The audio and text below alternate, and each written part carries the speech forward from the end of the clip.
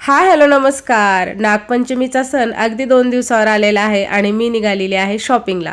सण लहान असो किंवा मोठा असो, शॉपिंग तर होतेच.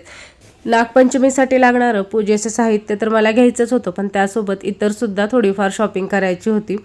या ठिकाणी आपल्याला वस्तू तर एक घ्यायची असते, पण आपण 10 वस्तू पाहतो आणि त्यातच खरं तर शॉपिंगचा आनंद असतो. नागपंचमीचा सण आला की नेहमी मला माझे लहानपणीचे दिवस आठवतात. माझी आई माझ्यासाठी बांगड्या, नेल पेंट, मेहंदी आवर्जून आणायची आणि त्या काळामध्ये त्या वस्तूंचं खूप कौतुक असायचं. त्या गोष्टी खूप मोठ्या वाटायच्या. मी सुद्धा मग त्या बालपणीच्या आठवणी आणि तो आईचा वसा जपत माझ्या मुलीसाठी सुद्धा नागपंचमीला शॉपिंग केली. आमच्या इथे असं म्हणतात की नागपंचमीच्या आदल्या दिवशी जो भावाचा उपवास असतो, त्या दिवशी बहिणीच्या हातावरती अगदी 1 टिपका तरी मेहंदी असावीच. त्यामुळे मग आवर्जून मी मेहंदीचा कोनसुद्धा खरेदी केला आणि नंतर मी घरी आले. सणावारामध्ये थोडंसं बाहेर पडलं आणि काही खरेदी केली की असं वाटतं की सणाला खऱ्या अर्थाने सुरुवात झालेली आहे. या ठिकाणी लाह्या, पूजेसाठी लागणारं साहित्य मी आणलेलं आहे.